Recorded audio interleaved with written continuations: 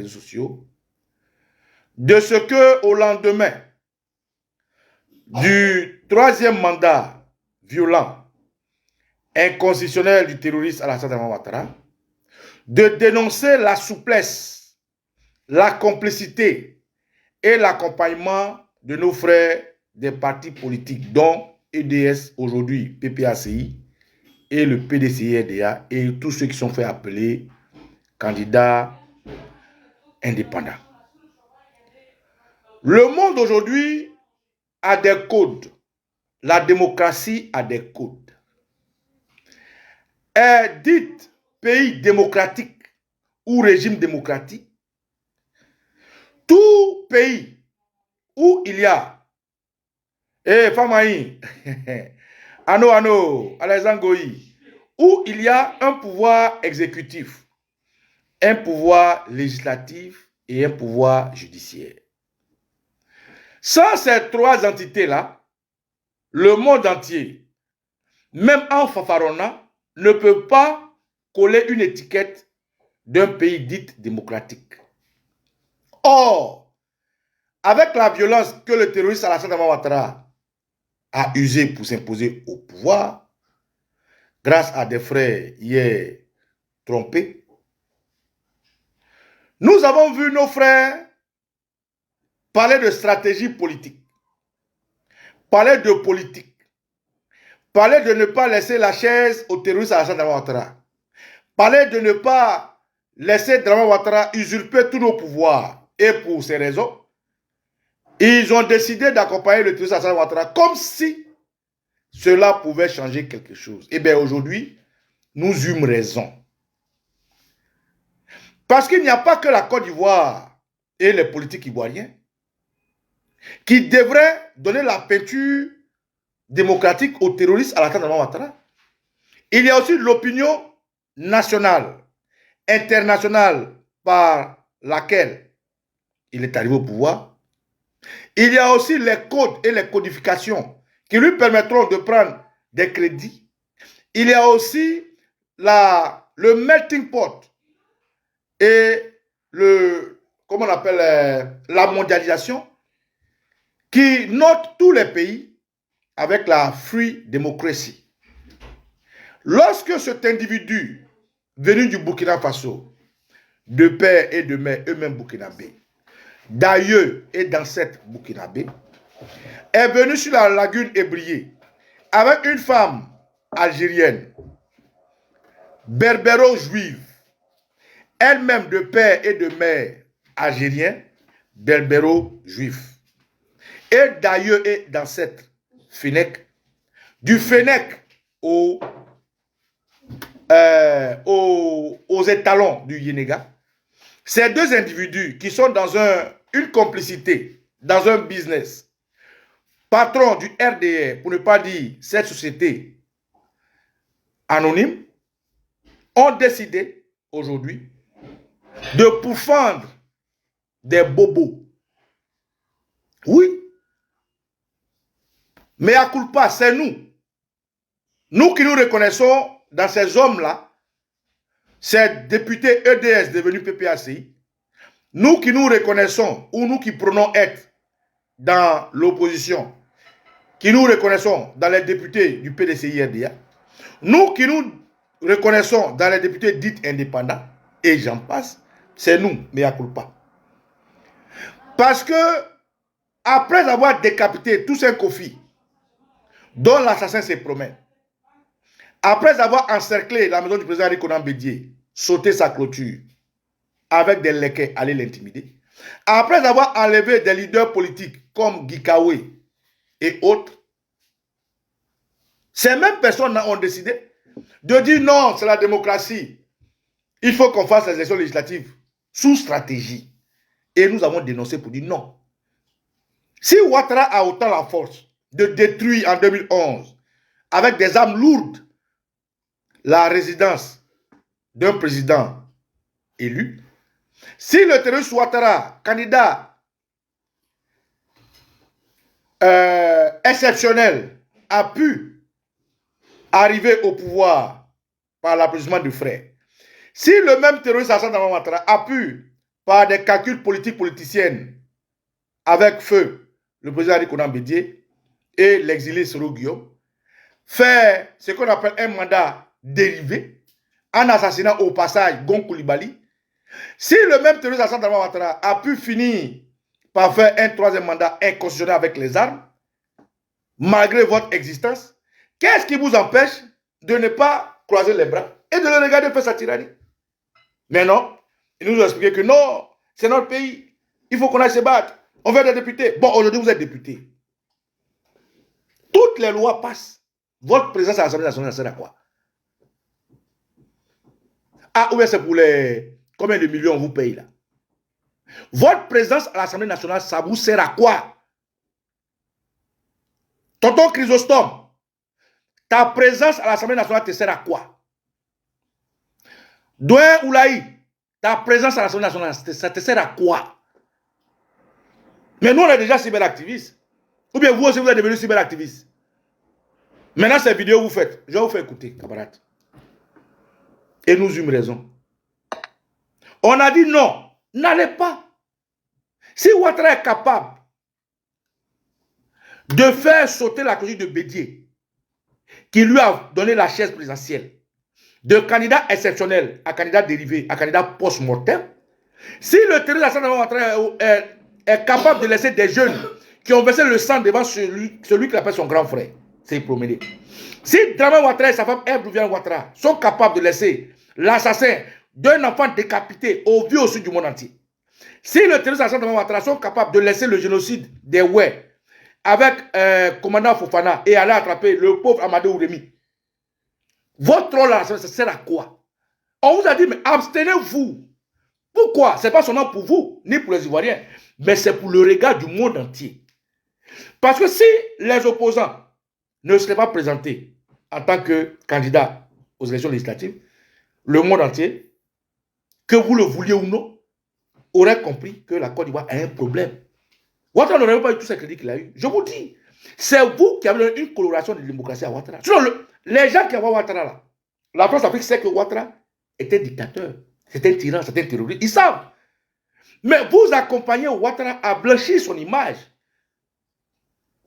Vous avez assemblé des députés, mais le rôle de la démocratie, c'est ça, c'est des votes. L'Assemblée nationale vote.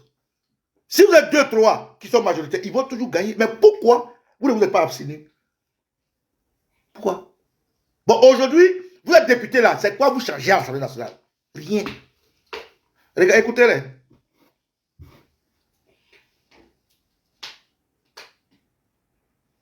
On va écouter d'abord le PPACI.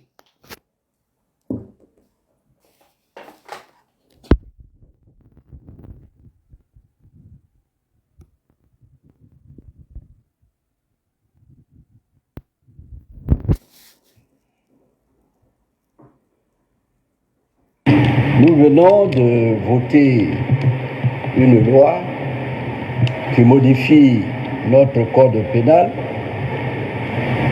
en instituant une répression contre des crimes de blanchiment d'argent.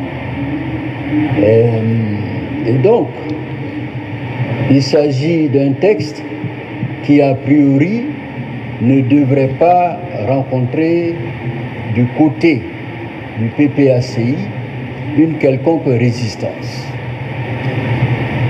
Et sur le fond du texte, nous n'avons pas posé de problème.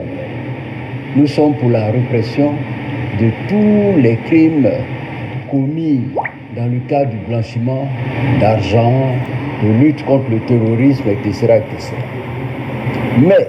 Mais, ce que nous n'avons pas accepté, c'est que le gouvernement profite d'une loi que tout le monde trouve légitime, nécessaire, pour créer ou instituer des dispositions qui mettent en danger la liberté d'expression, la liberté d'opinion, qui sont les seules armes qui reste entre les mains de l'opposition. En instituant l'article 185 nouveau, qui réprime ces crimes et délits, le gouvernement a institué à l'article 185 alinéa 2 une disposition qui dit ceci. Si vous faites l'apologie des crimes qui sont indexés, qui que vous soyez, si vous appelez au soutien d'un condamné pour ces crimes, qui sont des crimes, il y a des crimes, des délits, il y a des crimes de vol, etc., etc., vous-même, vous êtes passible de poursuites et de condamnation. Cela, nous ne l'avons pas accepté.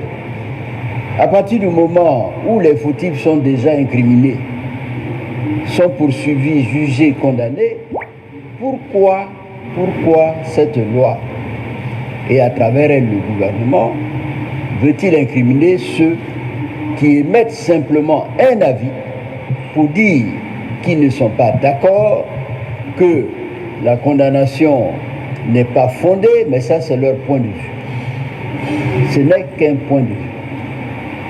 Alors nous avons trouvé que c'était une manière subtile de museler l'opposition et qu'il fallait réécrire la disposition de façon différente si l'on veut atteindre le même but, frapper ceux qu'il faut frapper et non pas ceux qui ne sont que des citoyens qui émettent leur avis.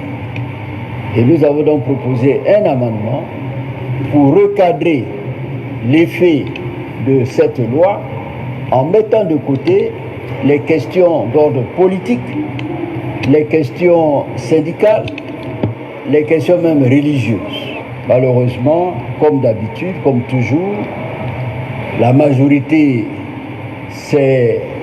a eu une réaction mécanique et a rejeté cet amendement-là. Eh bien, nous avons réagi en disant que nous ne sommes pas d'accord et que nous ne voterons donc pas cette loi. Quel que soit son objet. Nous avons dit que nous ne la voterons pas et nous ne l'avons pas votée. Bon, Tonton Oulaï, vous êtes opposé à cette loi.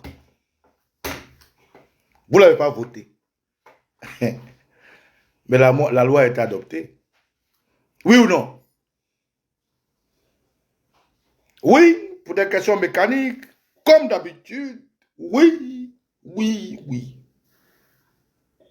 Quelle est la différence entre votre abstinence à donner une coloration démocratique à Ouattara et votre accompagnement à sa démocratie alors qu'il garde toujours son statu quo? Quelle est la différence?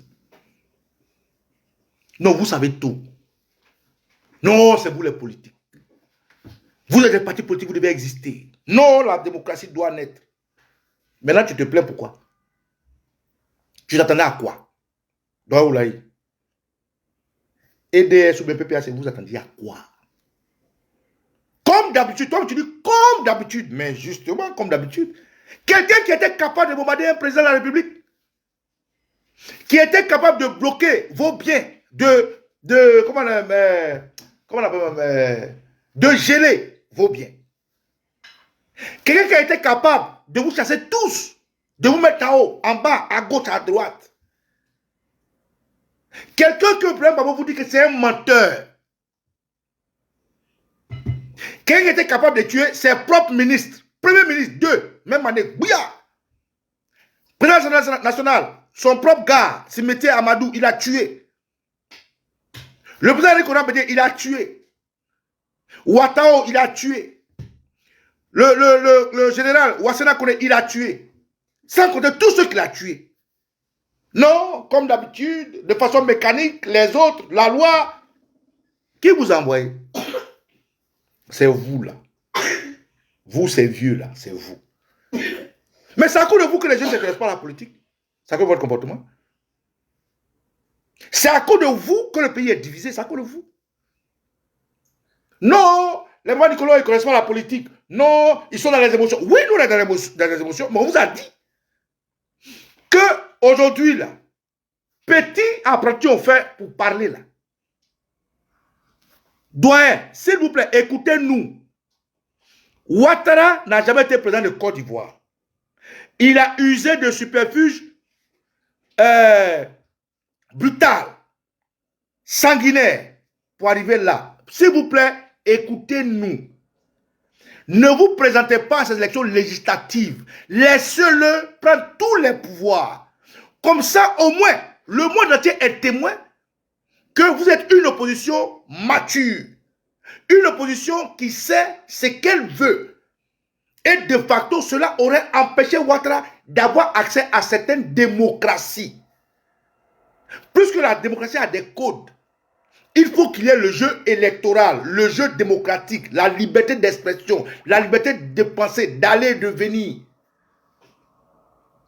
Élection présidentielle, vous savez, c'était KKB.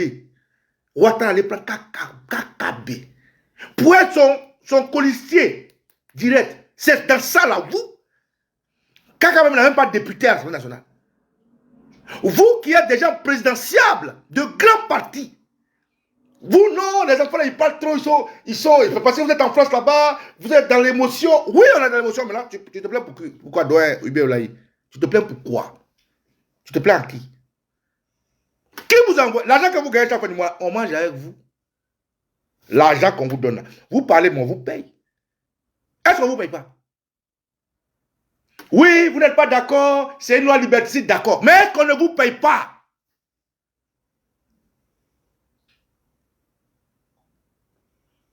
PDCI, venez parler. PDCI, Naya. Et il est même... Tais-toi, Doyen, tais-toi, tais-toi.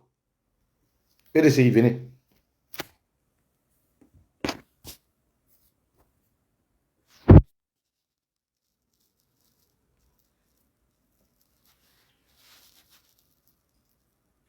Observez, un citoyen X est poursuivi pour atteinte à la sûreté de l'État. Cette infraction d'atteinte à la sûreté de l'État a une coloration souvent très politique. Cette personne est déférée devant les tribunaux et est condamnée. Parce que nous savons comment les ordres sont donnés très souvent dans l'ordre judiciaire. Il est condamné.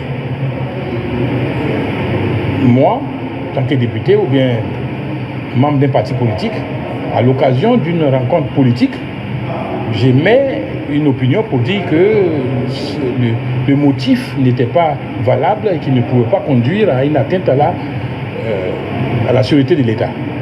L'opinion que j'aurais donnée serait contraire à l'opinion de l'autorité. L'autorité, entendez par là le pouvoir, donc le parquet. À partir de là, parce que mon opinion a été dite de façon publique et qu'elle pourrait coaliser plusieurs autres personnes pour venir être d'accord avec mon opinion, je suis sous le coup d'une infraction que vise l'article 185.2 du Code pénal. Et bien évidemment, cela ne peut pas être possible parce que ça porte atteinte aux libertés d'opinion, aux libertés politiques essentielles, qui sont les seules armes qui restent entre les mains de l'opposition. Alors, le PDCI a décidé, après avoir analysé la proposition d'amendement qui avait été faite par le PPACI, qui nous demandait de sortir une réserve à cet article pour dire simplement que les questions d'opinion politique, syndicale, religieuse ou autres ne sont pas concernées par la prescription de l'article 185.2. Le PDCI a choisi de suivre cette prescription parce qu'elle nous préservait tous contre l'arbitraire de l'État. L'arbitraire de l'État. Bien évidemment, c'est assez malheureux pour ceux qui viennent de commencer peut-être à l'Assemblée nationale, bien que ceux qui encore ont l'ambition de venir y travailler comme députés. Je ne parle même pas de majorité mécanique, mais des députés qui suivent des opinions, des textes, des prescriptions qui sont contraires à leurs opinions. Mais ces députés l'affirment clairement. Je ne suis pas d'accord, mais qu'est-ce que tu veux que je fasse? Mais où va donc le pays? Où va donc l'Assemblée nationale? Où va l'Assemblée nationale? L'Assemblée nationale va où vous avez voulu qu'elle parte. Donc, Chrysostome, PDCI, où va l'Assemblée nationale? Mais l'Assemblée nationale va où vous voulez qu'elle parte. Non, je suis quand même surpris que des députés qui veulent être... Donc, Chrysostome, tu es mon coron, moi j'aime bien tes prises de position. Mais qui t'a envoyé là-bas? Qui t'a envoyé là-bas? Oui, tu débats des choses, il y avait beaucoup de lois, vous êtes opposés. Mais quand la loi veut passer, quand vraiment décide, ça passe. Qui vous envoie là-bas? Qui? Est-ce qu'on ne vous paye pas? On vous paye. Votre groupe là, les Assalé Temoko, j'ai dit aux Ivoiriens, et je suis peut-être le seul. Quand j'ai dit que Assalé Temoko est un faux type, les gens m'ont dit, ouais, Papa Nicolo, toi aussi. Ah, quelqu'un qui dépend, Assalé Temoko est un faux type. Non, mais pourquoi? Oui, Assalé Temoko a le droit d'être présidentiable, ou même d'être président, il a le droit, c'est un Ivoirien. Mais dans la démarche d'Assalé Temoko, dans tout ce qu'Assalé Temoko expose, dans les événements qu'Assalé Temoko choisit, sur 10 événements, il y a 7 qui le concernent lui, Assalé Temoko. Et je vous ai dit que c'est un faux type. Il y a 2 ans de cela, j'ai dit que ce monsieur-là, s'il fait ça, c'est parce qu'il veut être président de Côte d'Ivoire. Aujourd'hui, on me dit qu'Assalé Temoko vient de faire quoi à Yamoussoukro? Il a son parti pour devenir président. Qu'est-ce que je vous ai dit? Moi, où je suis là, je suis avec mon âme, mon corps et mon esprit totalement dévoué à la cause de la Côte d'Ivoire. Et pour y arriver, il y a des instruments, il y a des armes. Et ces armes-là, Gbagbo Laurent en fait partie. Pourquoi? On ne va pas à la guerre avec une arme qui ne peut pas servir. On ne va pas à la guerre avec une arme qui ne peut pas servir. Quand on va à la guerre, là, on prend des armes en fonction du combat en face. Et Gbagbo Laurent, aujourd'hui, est une arme, en tout cas pour moi. Pour avoir été là, quand tout a commencé, pour avoir été l'oracle de ce qui s'est passé, pour avoir été acteur de ce qui s'est passé, pour avoir été combatif, victime de ce qui s'est passé. Pucheline Balé Edith est une arme. Pour avoir été là chaque fois que les Ivoiriens avaient besoin de voix. Avant-hier, il y a un monsieur qui a fait une vidéo, il s'appelle Adama Ouattara, de l'AFCCD. Et je dis, je fais confiance à ce monsieur-là. C'est comme ça, la rébellion avait commencé. Avec une histoire de non, on enlève les gens ici. Non, ils ont voulu faire ça. Non, les uns, les Baïfouets. Non, ils sont allés au Burkina. Non, ils ont fait comme ça. Jusqu'à Bouya. Aujourd'hui, ils ont mis Ouattara au pouvoir. Donc, ce monsieur Adama Ouattara, c'est une arme. Donc, Papa Nicolo milite, non seulement pour la démarche politique, claire, limpide, sans ambiguïté du président Laurent Gbagbo.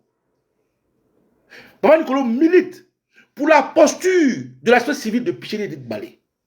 Papa Nicolo milite pour des gens comme Adama Ouattara, armement décidé à achever ce pouvoir armement installé. Vous les députés là, vous qui êtes les vous dites c'est politique politicienne, c'est la démocratie. Il faut qu'on soit là-bas. Non, les jeunes là, ils parlent trop. Ils sont dans les émotions. Ils sont dehors. La Dream Team là, ils parlent. Qu'est-ce qu'il faut? Mais nous, on a permis à Ouattara de dépenser des milliards pour que son image soit au haut niveau. La canne, vous pensez que Ouattara a fait la canne pourquoi? Et ça encore, je l'ai dit. J'ai dit que la canne que Ouattara organise, ce n'est pas pour la Côte d'Ivoire. C'est la canne de Ouattara. J'ai exposé par A plus B que ce qu'il fait là, Ouattara est en train de faire une campagne présidentielle de 2025. Quand ça a commencé, qu'est-ce qu'on a vu? Ils ont interdit tous les Ivoiriens d'avoir un peu de jetons dans la canne. Ils étaient tellement imbus de leur personne que comme ils sont allés voir les gens à Claudio pour jouer le match pour eux, en tant qu'Adjoukrou, je sais de quoi je parle. Le match où on a gagné 4-0 là, comme la Côte d'Ivoire avait déjà gagné son premier match, le deuxième match, on avait gagné un peu. Pour le troisième match, comme Maître Silas, fils de Dabou, fils originaire d'Akradio et de vieux de orographe, leur a dit que tout est bouclé. Ils ont choisi des Djoula. Ils ont rempli l'équipe nationale de Côte d'Ivoire que de Djoula. Avec le bateau, ils ont gagné 4-0, bien quoi là. 4 à combien là? C'était que des Djoula. Parce que pour le RDA, comme tout se fait un médicament, tout se fait un Nansigi, il fallait montrer que c'est les Djoula. On les a gagné 4-0. Parce que les esprits ivoiriens n'ont pas aimé. Le pays était subdivisé. Mais quand on les a gagnés 4-0 là, moi, même Nicolo, qui ne les supportait pas là, mon cœur a saigné naturellement parce que je suis ivoirien. C'est comme tu gifles l'enfant d'une mère devant toi. Même si elle sait que l'enfant a fait une bêtise là, son cœur va saigner. C'est ce que nous tous avons ressenti. Et naturellement, pour notre drapeau, pour l'hymne national, pour notre emblème, on s'est tous réunis. Mais même pour notre emblème, qu'est-ce qu'ils ont fait? Ils ont traîné un éléphant, ils ont traîné un pont pour représenter toute la Côte d'Ivoire en bas de nos masques. C'est-à-dire, l'esprit qu'ils ont mis dans le pont, quelque chose qui est artificiel là, ils ont voulu valoriser parce qu'ils ont vu que les Ivoiriens sont devenus artificiels. Tout ce que vous avez vu là, avec le pont, c'est de l'artifice mécanique spirituel. Pour que l'esprit des Ivoiriens soit en course avec tout ce qui est matériel, mammon, l'argent, tout ce qui est bling-bling, parce que le pont c'est quelque chose qui est bling-bling. Quel est l'intérêt d'un pont aujourd'hui en Côte d'Ivoire où les gens ne mangent pas, où on casse tout? C'est comme ça qu'ils ont imposé la chienlit. Ils ont imposé l'esprit facile, l'homosexualité, la pédophilie, la prostitution, les détournements, tout. Mais vous, les députés, vous avez dit quoi? Que non, les jeunes, ils parlent trop. Ils sont assis chez eux en France. Est-ce que je suis en France? Je suis obligé de parler pour la Côte d'Ivoire. Je ne suis pas obligé. Je travaille. Même si je suis boy, je travaille. J'ai une petite famille ici. À la fin du mois, je gagne l'argent. Je vais, je viens. Je parle comme je veux. Je dors où je veux. Je mange ce que je veux. Mais pour être ici, je suis là par défaut. Aujourd'hui, on vous paye des millions. Vous êtes député. Votre rôle que vous jouez, c'est quoi? C'est pour vous pour dire non, malheureusement, la majorité mécanique, non, je ne comprends pas les députés. Qui vous a envoyé là-bas? On vous a dit simplement, écoutez, comme depuis longtemps, Ouattara est en train de monter une certaine tyrannie. Laissez-le. Il aura le pouvoir exécutif, il aura le pouvoir législatif, il aura le pouvoir judiciaire. Vous êtes député à l'Assemblée nationale. Mais malgré ça, vous dites que vous êtes député, vous votez les lois. Malgré ça, Ouattara a le pouvoir exécutif, il a le pouvoir législatif, il a le pouvoir judiciaire. Il vous met en prison quand il veut. Il fait de vous ce qu'il veut. Il donne la condamnation à qui il veut. Bon, votre contribution a changé quoi? Rien. Or, pourquoi dire ce homme est un démocrate? Il faut bien qu'il y ait une opposition qui contribue. Et c'est vous qui êtes ce dindon de la farce. C'est vous qui avez fait de Ouattara une coloration démocratique. Et c'est vous qui faites que Ouattara est accepté partout où il va dans le monde entier. Donc vous pleurez pourquoi? Qui vous a envoyé? Qui vous a envoyé? Hier, nous n'avons pas compris Yao Paul André, le professeur de droit Yao Paul André, qui, grâce à une sortie de Soro Guillaume, est-ce que j'ai ça encore? Objecté que l'article... Doit que ce soit tais-toi. Je t'aime bien, mais tais-toi pour ne pas m'énerver, s'il te plaît. Est-ce que j'ai ça encore? Il y avait une sortie de Soro Guillaume. Est-ce que j'ai ça encore?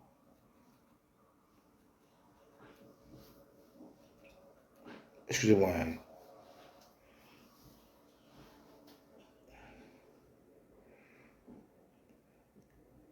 Une sortie de Soro Guillaume qui disait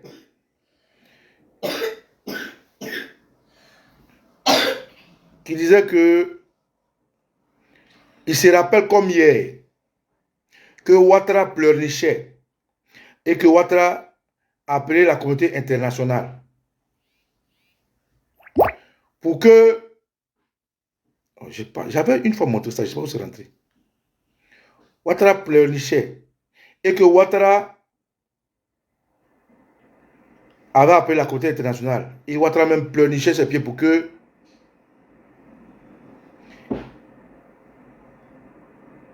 il puisse demander à la communauté internationale de venir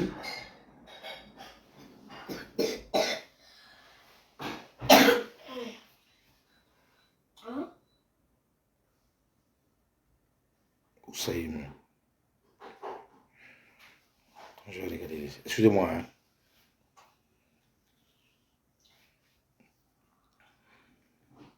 Ils viennent... Oh, ça y est, j'étais sûr. Qu'il se rappelle encore comme hier que Ouattara venait pleurnicher. Voilà, c'est ça, ça y est là. J'espère que j'ai ça. Maxime, Voilà. À attendre en multiplex pour également vous poser des questions. Troisième partie donc de cet entretien consacré au retour des exilés politiques en Côte d'Ivoire. Première question directe, Monsieur Soro. Avez-vous parlé à Charles Blé Goudé depuis? oui, Place n'est pas en exil. Notre place est en Côte d'Ivoire. Non, je n'ai pas, je n'ai pas atteint. J'avais quelque chose comme ça.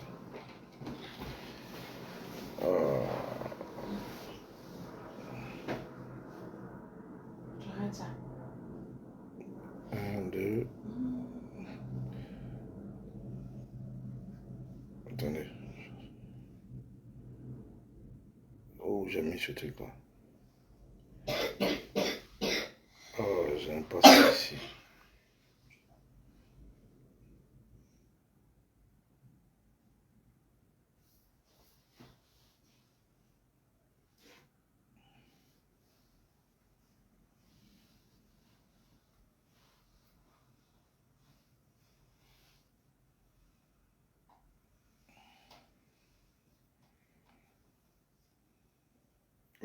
J'ai pas ça, j'ai pas ça. Attends, je vois ça.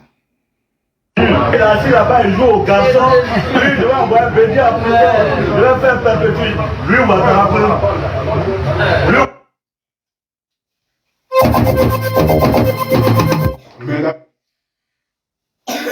Bon, désolé, je voulais vous montrer, mais je ne l'ai pas ici, j'allais vous montrer. Celui que je vous ai expliqué qu'il est arrivé un moment où Ouattara pleurnichait sous ses pieds. Où Ouattara appelait la communauté internationale pour venir déloger Gbagbo. Et que c'est la communauté internationale, l'Union africaine et la CEDEAO qui a contraint Yao Paul André à venir investir Ouattara. Or, Yao Paul André, il était où? Il était en exil au Ghana.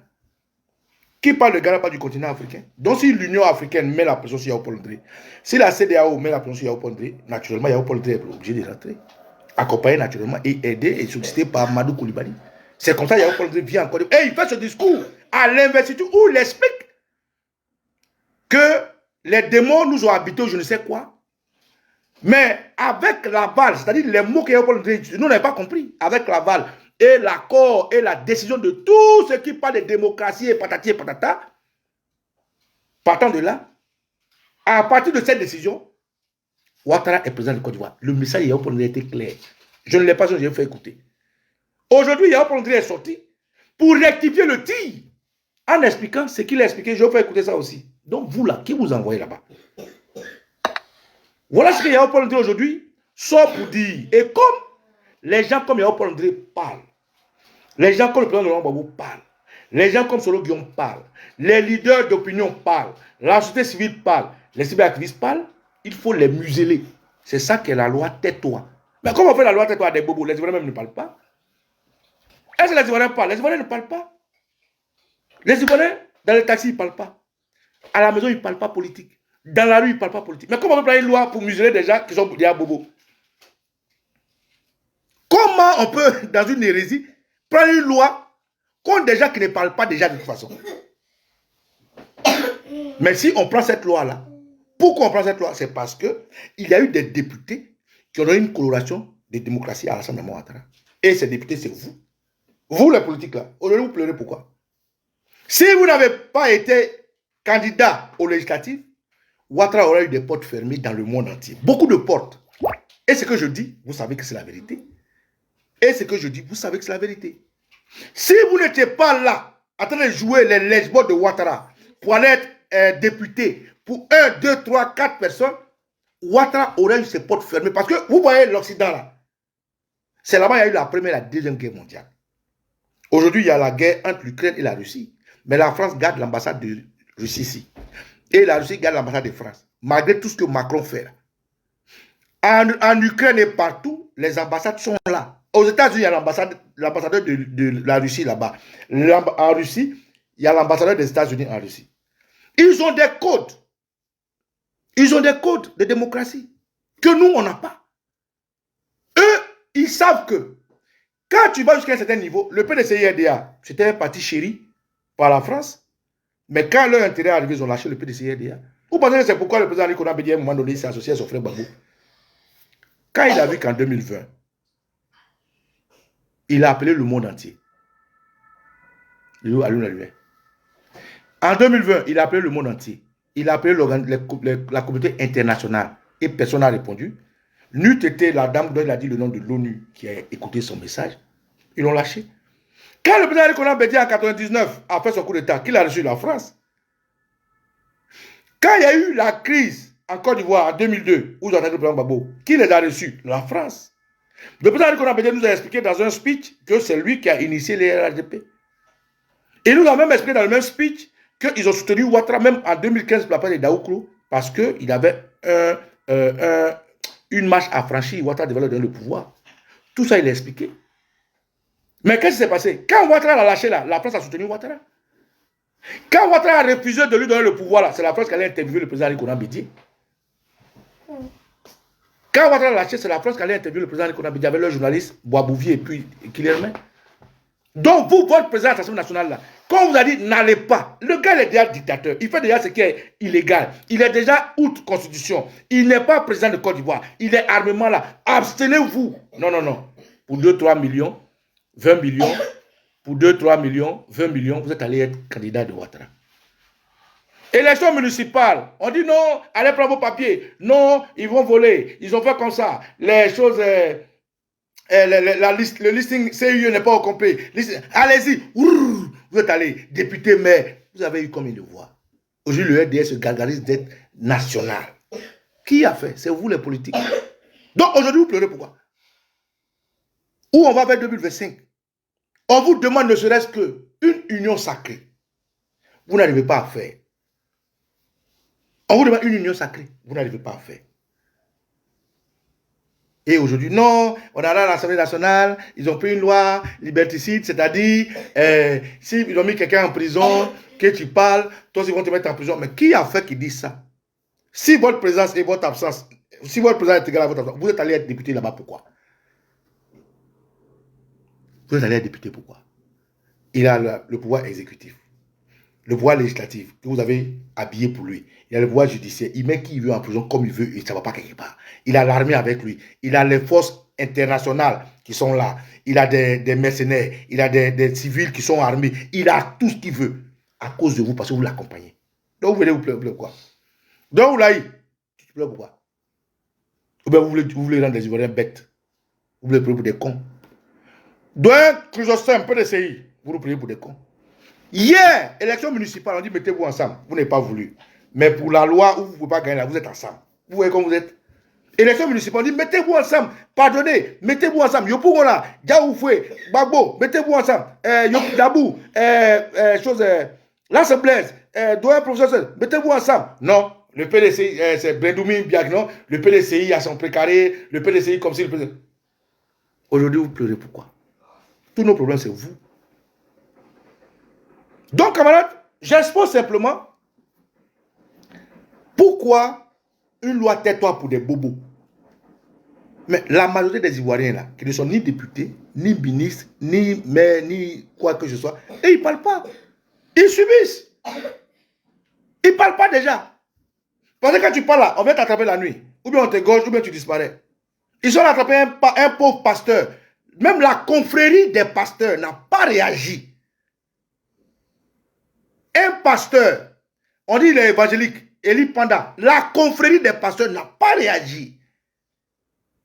Ils sont attrapés des imams. Les imams n'ont pas parlé. Ils ont cassé des mosquées, des églises, ils n'ont pas parlé. Ils ont fait tout ce qu'ils voulaient, ils n'ont pas parlé.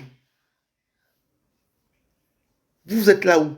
La Salée Témoko vient, non, je suis indépendant. Non, Orange vole les gens, on va parler. Non, la loi du PC. Ça va où? Qui vous a envoyé? Vous êtes tous des faux types. Vous êtes tous des faux types. C'est qu'on subit là, c'est vous. Moi, je dis, nous avons des armes. Ces armes-là, il y a la voie politique. C'est des politiciens pour le travail. Et ces politiciens pour le travail, il y a une arme capable de nous accompagner. Ça s'appelle Laurent Gbagbo. Si c'est lui qui vous envoie, ça là, il s'est trompé. Ensuite, il y a la société civile avec Piché-Éric Balé qui est toujours là où il faut, comme il faut, qui porte la voix. Elle aussi, on a dit Piché-Éric Balé, si on a donné condamné quelqu'un, tais-toi, on veut lui parler. Et puis, il y a ceux qui sont dans l'anonymat, les soldats, l'armée, encore républicaine, encore patriote, qui attend le moment opportun. Avant-hier, quand Adama Ouattara est sorti pour dire le gouvernement Ouattara est dissous, les gens l'ont moqué, les gens ont ri. Et le monsieur, je lui dis bravo pour sa communication. Ça veut dire que si Adama Ouattara et ses camarades soldats et l'FCC avaient décidé de rentrer en action, mais les bobos là, ils allaient croiser leurs bras, ils allaient rentrer chez eux. Et on allait les tuer. Ils n'avaient rien à voir, ils ne savaient pas aller quelque part. Ils ont bien fait de communiquer pour tester les Ivoiriens. Ils vous ont testé, ils ont vu ce que vous valez. Ah, donc s'ils avaient décidé, on dit non, mais un soldat ne fait pas vidéo sur Internet. Ah bon? S'ils n'avaient pas décidé de tester, faire vidéo pour voir comment vous allez réagir, il allait venir tirer 2-3 balles avec l'armée française, l'armée américaine, l'armée antiterroriste qui est à Jacquesville, avec l'ULGBD, Ténébéron Ouattara, avec les mercenaires de Blaise Compaoré, avec les microbes de Yambrou et l'armée connue ou non connue qui est en Côte d'Ivoire. Il allait venir comme des soldats, il allait venir, il allait tirer, et puis vous allez vous croiser vos bras. Il a fait vidéo. Vous n'êtes pas capable. Vous n'êtes pas été capable de réagir. Pour qu'on sente que s'il sort là, vous allez venir. Vous êtes resté sur vous. Quand les IB devaient faire leur rébellion là, qu'est-ce qu'ils ont fait? C'est la même chose qu'ils ont fait. Quand les IB devaient faire leur rébellion, c'est la même chose qu'ils ont fait. Ils ont communiqué. Ils ont vu la réaction des gens. Et ils ont compris que les Djoula étaient prêts pour eux.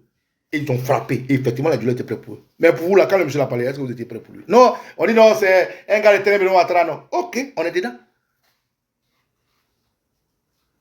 Ouattara dit désormais, si on met quelqu'un en prison, celui qui parle aussi va en prison. Voilà. C'est pas fini. C'est un démocrate. Il a le pouvoir exécutif, le pouvoir législatif, le pouvoir judiciaire. On est dedans. Camarades, je fais cette vidéo, ça met un coup de gueule pour dire que c'est malsain. C'est maladroit. C'est stupide. C'est vous qui jouez le jeu de Ouattara. C'est vous qui jouez le jeu de Ouattara.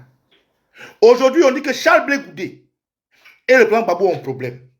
Vous savez que quels que soient les défauts de Charles Blé Goudé, qu'aujourd'hui qui dit n'est plus général, donc moi, Van Nicolo, j'ai fait le deuil, vous aurez pu vous impliquer pour attraper ces jeunes-là, à l'absence de Soro, pour que vous soyez forts. Soro qui va mettre dehors là, vous aurez pu vous impliquer pour que ça sonne. Le président qu'on a dit, quand les gens versaient le sang devant sa porte là, vous aurez pu vous impliquer pour que ces jeunes-là soient arrêtés. Tout ça là, vous étiez là. Quand Api N'Guessan avait décidé de mettre ses amis en prison, jusqu'à venir voler le parti du président Gbagbo, vous aurez pu vous impliquer. Maman Simone Gbagbo, chaque année, elle appelle à l'unité des partis politiques. Vous aurez pu vous impliquer. Non, non, non. Nous, on est PPACI, on a notre ligne, on s'en va. C'est quel PPACI qui peut battre Ouattara où on est là? Sans armes, sans armée. Non, nous, on est PDCI, on est pacifiste. C'est quel PDCI qui peut battre Ouattara sans armée, sans armes?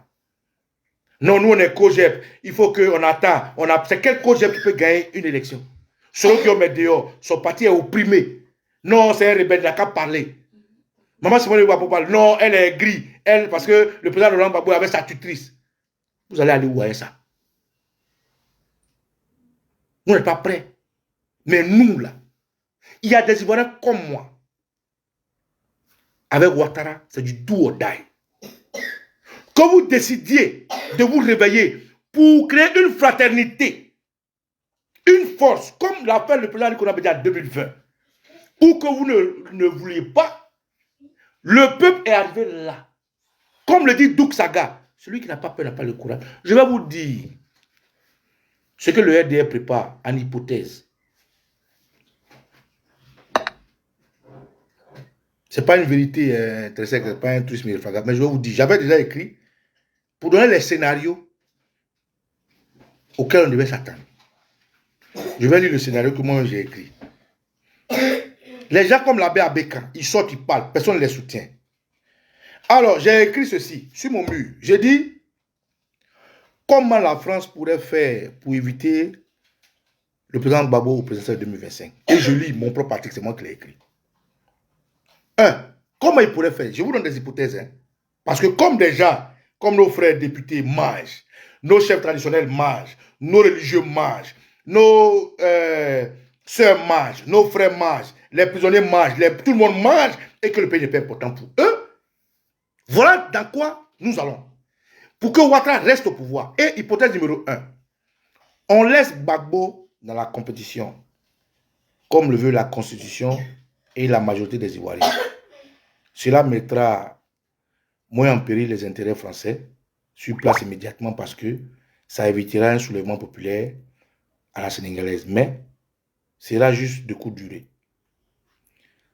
Ça laisse du temps pour manœuvrer. Pour y arriver, ce plan doit être maquillé sous forme d'amnistie. Une jurisprudence qui rendra Gbagbo redevable et parallèlement à cela, une porte s'ouvrira pour une 4e violation de la Constitution qui passera subtilement sans trop de bruit pour Draman. On va dire que c'est inclusif. Comme il prévoit tout en avance par rapport à vous, les hypothèses qui sont là, c'est que un matin, le 18 juin, Ouattara a fait un discours pour dire qu'il amnistie Gbagbo. C'est-à-dire qu'il maquille ce qu'il ne peut pas empêcher. Ouattara ne peut pas empêcher Gbagbo de compétir. Parce que hier, ils ont pris les armes pour imposer à Gbagbo que lui compétisse. Mais Gbagbo, qui est spirituellement loin, et j'insiste, hein, depuis la démarche du président Gbagbo, depuis que les Gbagbo, c'est le seul Ivoirien, lorsqu'il parle, que tu l'aimes, que tu ne l'aimes pas, que tu le veuilles ou non, arrive avec l'esprit du Seplou en lui à attirer les Ivoiriens. Aujourd'hui, on dit non, le parti de Gbagbo est divisé, Gbagbo n'a plus de force. Le jour où Gbagbo ouvre sa bouche pour lui sortir, vous allez voir. Ça, c'est un don de Dieu. On ne peut pas lui arrêter. Ça, Dieu lui a donné ça. Vous avez déjà vu un opposant à la France-Afrique vivant? Gbagbo a traversé tout ça. Il est encore vivant. Il a une mission spirituelle pour la Côte d'Ivoire. La Côte d'Ivoire compte avec lui. Et il compte avec la Côte d'Ivoire. Gbagbo est un patriote comme moi. Il n'est pas plus patriote que moi. Je ne suis pas plus patriote que lui. Parce qu'on parle de patriotisme, nous les Ivoiriens, nous sommes tous au même niveau. Donc le plan A, c'est de laisser Gbagbo être candidat. Et dans l'émotion, les Ivoiriens vont oublier que Ouattara n'a pas le droit d'être candidat. Et ça sera présenté comme étant une élection inclusive. Plus que Gbagbo va se présenter contre qui? Il faut bien qu'il se présente contre quelqu'un. Il ne va pas se présenter contre Kagame. Il ne va pas se présenter comme je ne sais qui encore. Mais il faut que Gbagbo se présente contre un système. Et le système est représenté par Alassane Ouattara. Donc quand Gbagbo se présente, la subtilité, notre sacrifice serait qu'on accepte que Ouattara soit candidat, dans l'intention que si Gbagbo bat Ouattara, on sait que c'est Gbagbo qui a gagné les élections. Donc Gbagbo sera candidat et subtilement ils vont mettre Ouattara candidat pour ne pas que les biens français parlent en vrille, comme ça s'est passé au Sénégal. Si vraiment les Ivoiriens se réveillent. Ça, c'est l'hypothèse numéro 1. Hypothèse numéro 2, on dit non. On dit niet à la candidature de Gbagbo, Gbagbo Laurent. On impose la violence pour réussir à avoir un pays pas apte à faire des élections dans le monde.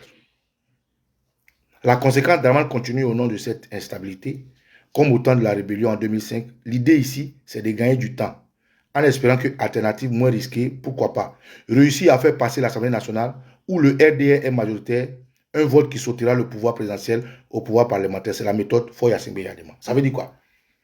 Comme le RDR a les armes, ils ont l'armée, ils ont tout, ils quadrillent le pays, ils verrouillent toutes les portes, et puis disons, Gbagbo ne sera pas candidat. On crée le désordre. Les gens vont sortir, non, pourquoi Gbagbo n'est pas candidat? Oh, on dit bon. Matin, ils sortent, ils disent, bon, comme le pays n'est pas stable, Ouattara continue son mandat, comme en 2015, parce qu'il y avait la guerre, le président Gbagbo, constitutionnellement, le pays n'était pas stable, le pays était divisé, à gérer le pouvoir. Donc Ouattara va provoquer un chaos quand les Ivoiriens vrais comme moi, vont être opiniâtres, se battre. On va dire non, le pays est Yangami. Non, il ne peut pas avoir d'élection parce que les élections ne sont pas bien dans cette période d'instabilité et Ouattara est là. Et pendant que Ouattara est là, qu'est-ce qu'il va faire? Pour que ces élections aient au moins une tenue, il va convoquer comme l'a fait Foy Asimbe Yadema l'Assemblée nationale, où les chrysostomes, et puis les oulaïs là sont là. Et puis ils vont faire le pouvoir, présidentiel, le pouvoir parlementaire, comme l'a fait Foyassé Beyadema. Ça, c'est deuxième hypothèse. Troisième hypothèse, la méthode Macky Sall.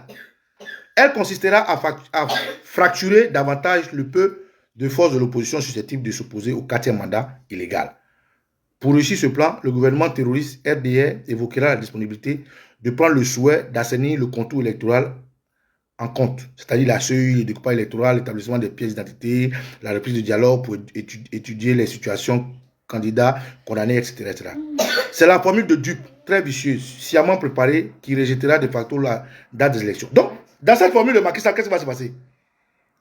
Après le discours du 18, Ouattara va dire, bon, écoutez, comme il y a des contraintes, comme il y a des complaintes, comme les gens ne sont pas d'accord avec ce qui se passe, et qu'ils avaient posé une requête de dialogue avec tous les partis politiques. Bon, les gars, venez, on va s'asseoir pour dialoguer, pour trouver une situation où nous, on va se comprendre.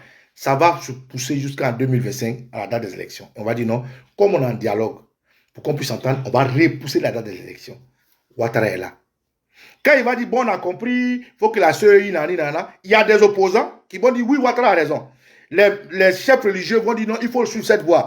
Les chefs traditionnels qui sont corrompus vont dire, il faut suivre cette voie. Et il va encore rejeter, ils vont les sentir et discuter. C'est un conduit de Dieu pour trouver juste quelqu'un, pour que Gbagbo ne soit pas candidat. Troisième hypothèse. Donc, c'est la méthode Macky Sall. Quatrième hypothèse, enfin, la plus risquée est le poker menteur. Draman ne se présente pas. Il empêche le candidat Gbagbo de se présenter. Alors le RDR de Ève y opte un candidat validé par ses patrons français qui en réalité joue le rôle de faire valoir que le PDCI avec Thiam comme candidat va battre. La France prendra soin par des artifices machiavéliques dont eux ont le secret de devoir le rapprochement. Le PDCI et le PPACI du président Gbagbo présumé être en pole position sur les sondages de l'absence du président Konan Bédié, paix à son âme. Ce plan et le choix sont motivés par la pondération sur les sujets clés de l'emprise française en Afrique, de Tidjane Thiam, qui n'aborde pas farouchement le panafricanisme, le franc CFA, l'armée française, etc., etc. La France pense qu'avec lui, la sécurité du business ne souffrira pas.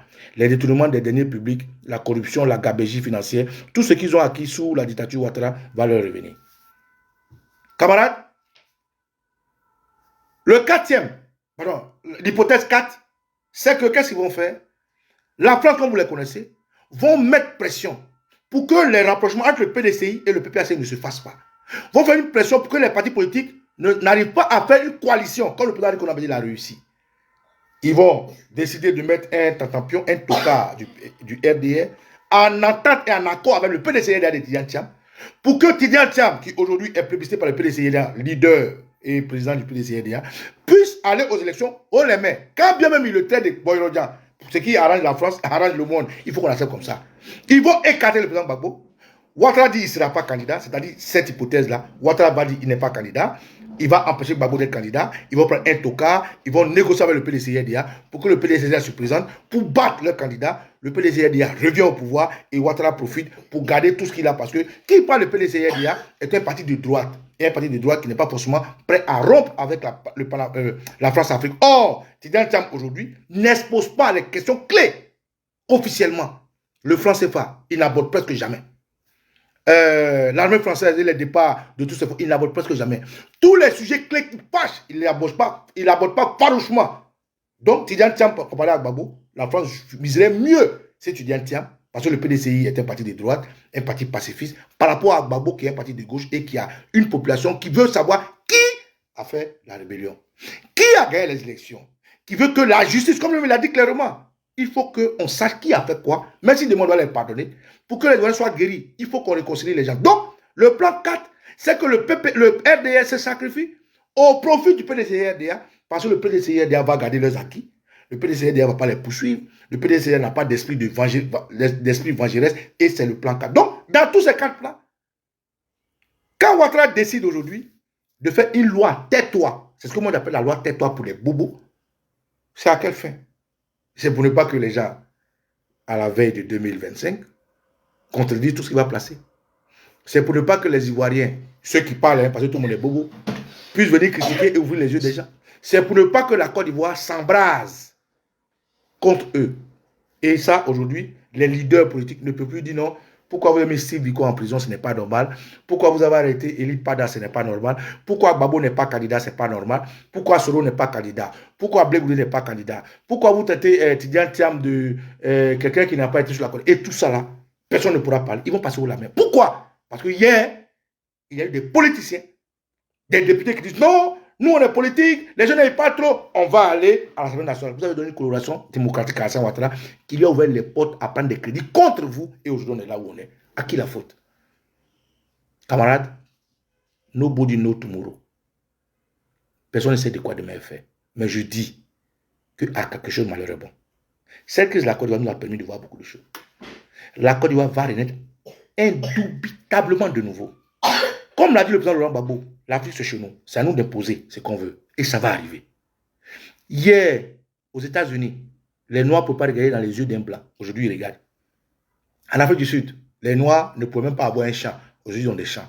En Inde, les Indiens ne peuvent pas avoir d'entreprise. Aujourd'hui, ils ont des entreprises. Le monde a changé. C'est vrai que la majorité des Ivoiriens aujourd'hui est cupide, abruti, apeuré. Mais, au nom de nos ancêtres, les corons qui font la politique et qui nous brisent les ailes, il n'est pas encore tard pour bien faire. Il n'est pas encore tard pour bien faire. Cette situation de la Côte d'Ivoire, cette loi, tais-toi là, il faut que nous tous, on prenne conscience. Moi, je dis et je le répète, si le statut reste court, il n'y a pas du nom du président Gbagbo sur la liste. Les Ivoiriens sont toujours brimés. À la veille de l'élection 2025, là, moi, je ne vais pas laisser cette vidéo. C'est déjà dit. Moi aussi, là, je vais passer par où je dois passer. Je vais rentrer à mes frères en Côte d'Ivoire. Ils vont tous nous tuer. Une première fois, on est parti pour protéger nos familles. Une deuxième fois, on est assez loin, vous galvaniser. Une troisième fois, je ne vais pas rester ici pour souffrir dans mon cœur comme je souffre depuis. La team, vous venez d'écouter Okosisi Bamba Nicolo. Et qui dit pourquoi une loi tais-toi. Ouais, c'est la raison de le dire. La nouvelle loi qu'Alassane Ouattara veut adopter, c'est la loi tais-toi. C'est-à-dire, c'est la loi accepte et ferme ta gueule. Tu as l'obligation d'accepter et de fermer ta gueule. Si tu te plains, il y aura un problème. Si tu acceptes, bah, on t'aime bien. Et la loi ferme ta gueule doit concerner toute la classe ivoirienne, toute la classe politique et toute la classe apolitique. De toutes les façons, moi je ne crois pas qu'il y a des apolitiques. Parce que ne pas choisir un camp, c'est choisir. Choisir, c'est choisir, mais ne pas choisir, c'est choisir de ne pas choisir. Si on tue quelqu'un et que tu décides de fermer ta gueule, alors que tu sais que tuer, ce n'est pas bien, c'est choisir d'être complice de ce meurtre-là. Donc c'est un choix. Dire que tu es apolitique ne changera absolument rien au fait que tu aies fait le choix de ne rien dire et donc de ne pas assister une personne en danger. La loi que M. Ouattara met en place avec ces gens, d'ailleurs qui a déjà certainement été votée, l'opposition dit qu'ils vont partir au Conseil constitutionnel pour revendiquer et pour dénoncer. Et pour que le Conseil constitutionnel regarde cette loi-là et la casse. Parce que c'est une loi suicidaire pour toute la Côte d'Ivoire. Mais même pour le président du Conseil constitutionnel, même pour Alassane Ouattara lui-même. Pour tout le monde, si la loi est respectée, ça veut dire même Alassane Ouattara n'aura plus le droit de commenter la décision de justice. Il serait donc condamnable s'il le fait, mais il a l'immunité. Donc il ne sera jamais condamné. Et comme on n'est pas dans un pays de loi, il pourra faire ce qu'il veut. Voyez-vous, ça cause énormément un problème de rester avec des bras croisés comme si rien ne se passait. Cette loi, si elle passe, les Ivoiriens vont souffrir, mais comme ils n'ont jamais souffert. Ouattara et son camp se préparent pour 2025. Ils préparent des arrestations massives. À raison et à tort.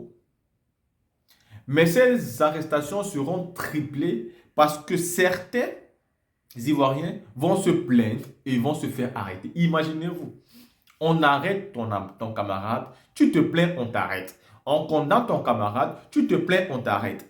on met une amende sur lui, tu l'aides à payer, on t'arrête. Donc, imaginons-nous le nombre d'arrestations qui vont pleuvoir en Côte d'Ivoire en 2025. Ouattara veut donc, avant 2025 et pendant les élections, fermer la bouche de l'opposition entière. Ce qu'il veut faire en 2025 n'a rien à voir avec ce qui s'est passé en 2020. Ça sera bien pire. Voilà pourquoi il faut refuser que cette loi-là passe. Parce qu'il veut vous condamner en se disant que je vous condamne parce que la loi a dit. Donc il veut vous condamner avec la raison. Dites-moi ce que vous pensez après la sortie de la vidéo de Okussi Baba Nicolo.